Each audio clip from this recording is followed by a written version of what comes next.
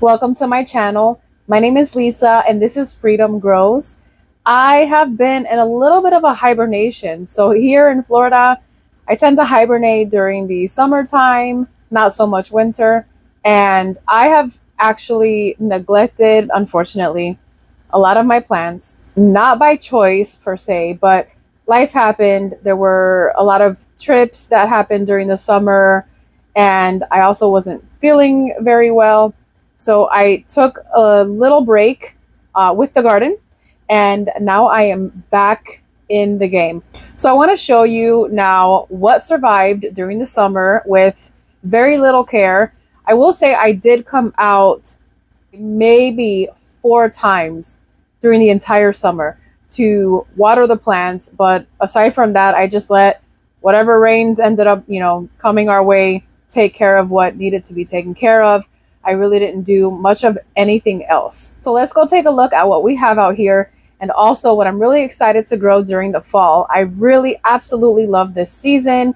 I feel like it's the best season to grow out here. Also winter time, but nothing beats fall in my opinion. So let's go see what we have going on.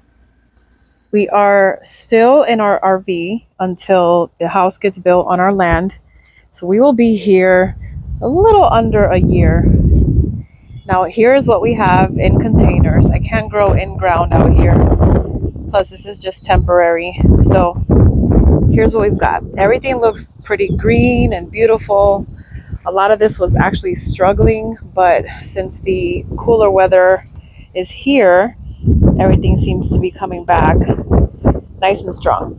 So I have some pineapple tops, and it looks like one of these is actually growing a pup or a sucker. This little one right here.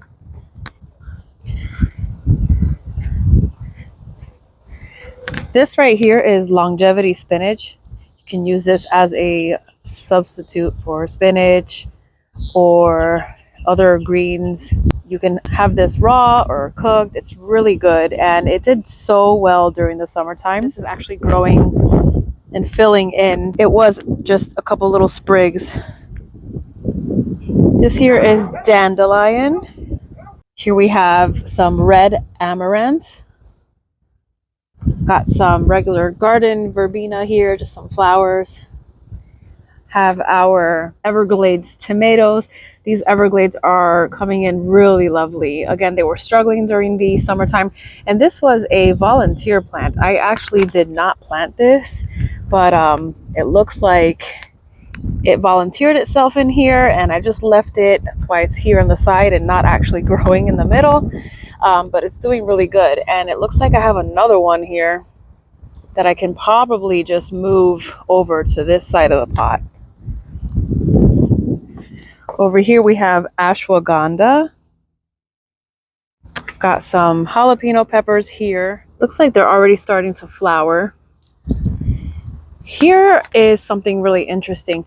This is African potato mint given to me by Tropicare Homestead, and I thought it was really cool. Planted it in here, and now it has just really thrived, done really well. This is a root vegetable. It's similar to potato. It's actually in the mint family though. They're slightly on the sweeter side, although not as sweet as sweet potatoes. They do resemble potatoes, and you would cook them the same way. They might have just a slightly different texture. However, it's a really good replacement. I have another little ashwagandha cutting here. Another jalapeno pepper that struggled during the summer, and this one actually hasn't really come back. Looks like it's still alive, so I'll see what it does here while the temperatures start to cool off a little bit. I have a fig here. This one is a Celeste fig. Here I have Okinawa spinach. Okinawa spinach is also a really good substitute for spinach and other greens. It also did really well during the summer. It looks like I have some aphids here, which I have to take care of.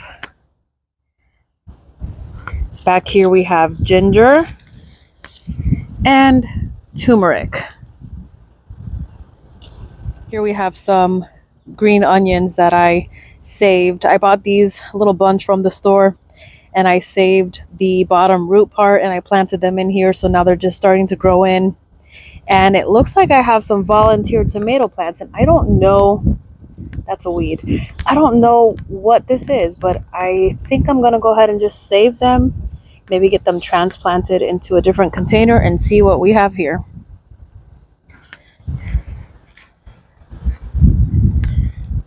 Have another fig here. This one is an LSU fig. We have some garden sage that I need to get up potted. This one here is a cherry tomato plant. Got some basil that I also need to get up potted. Here we have a banana pepper plant.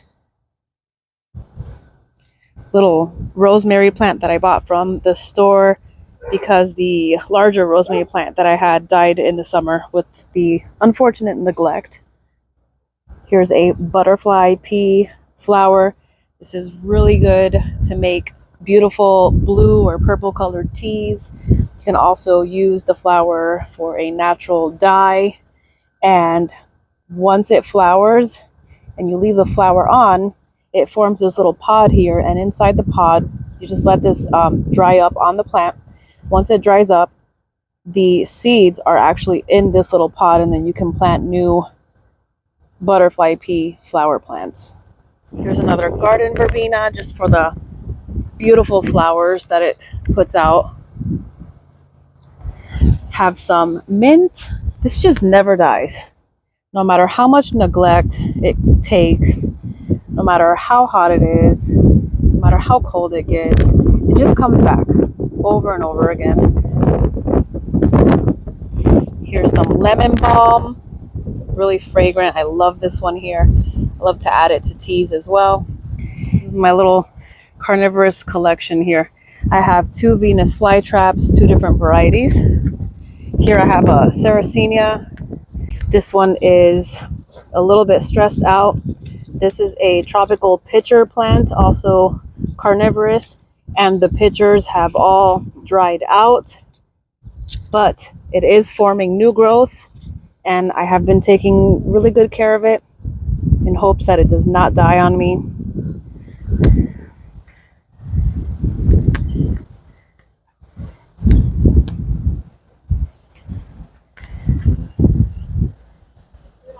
Over here I have a larger pineapple plant. This one also was grown from the top. I had removed the top from a pineapple that I bought at the store. These leaves that you see here, this all follows back to my sweet potato container that I have going on here. This is a 20-gallon container, and it does have sweet potatoes in it. I use both the greens as well as the sweet potatoes. This here is a red raspberry. This is a Nantahala raspberry cane. I have several canes. Some of them already died back, and now we have the new growth forming. These are very sweet, delicious raspberries. We still have some new growth forming. Last, we have 2 different varieties of blueberries in 15-gallon containers. And I almost forgot the dragon fruit. This dragon fruit here recently formed a flower, and I had pollinated it only to find that the flower fell off and it did not form into a fruit. When I inquired with the person that gave me the cutting, I did eventually find out that this is a self-sterile variety.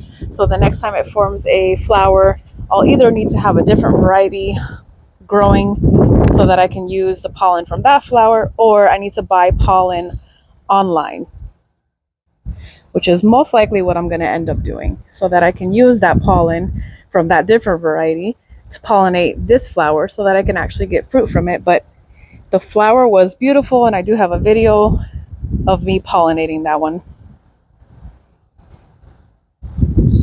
Now I just want to quickly cover what we'll be starting from seed. I have a pack of red lettuce seeds that I'll be starting. They grow very quickly, and I'll probably do 1 or 2 other varieties of lettuce. I can be growing a lot more like carrots and broccoli, cabbage, potatoes, all the things fall in winter. But I don't have a lot of space. As you can probably tell, my space is very limited and I don't have much more container space that I can use outside. So I'm going to leave it as is, just plant my lettuces and call it a day. And if you're still watching at the end of this video, I just want to say thank you for being here. I will see you on the next one.